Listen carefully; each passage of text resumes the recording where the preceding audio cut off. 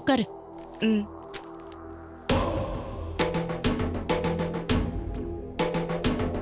மீனாட்சிமா, அம்மா. காஃபி கொண்டு வாங்க. சரிங்கம்மா. ஆ, எல்லாரையும் உனக்கு அறிமுகப்படுத்தி வைக்கிறேன். ம். இவர்தான் என் ஹஸ்பண்ட். Hi uncle. இவ என் மூத்த பொண்ணு, பேரு ரோஹிணி. ஹாய். ஹாய். இவர் என் மருமக, பேரு மயில்வாகனம். ஹாய். ரோஹிணியோட ஹஸ்பண்ட்.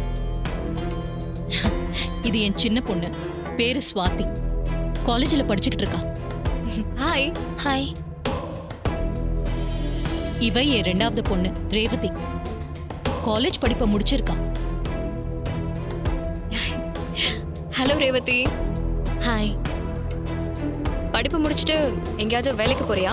இல்ல, வேலைக்கு ட்ரை பண்ணிட்டு இருக்கேன். இன்னும் எங்கேயும் போல. ரொம்ப அழகா இருக்க. ரேவதி, இது உனக்கு என்னுடைய சின்ன gift. வாங்கிக்கோ. எதுக்கு இதெல்லாம்? தயங்காத. ஒரு ஃபோன் வாங்கின.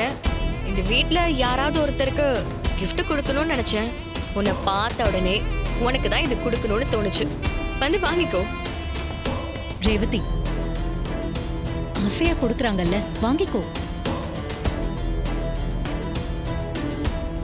இந்தா. தேங்க்யூ.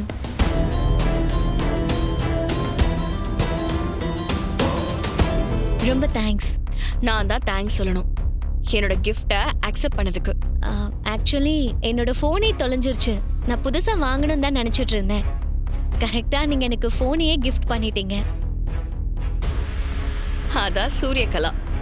ஒருத்தர்கிட்ட என்ன இருக்கு, என்ன இல்ல, அவங்களுக்கு என்ன தேவைப்படுதுன்னு இந்த சூரியகலாவுக்கு தெளிவா தெரியும்.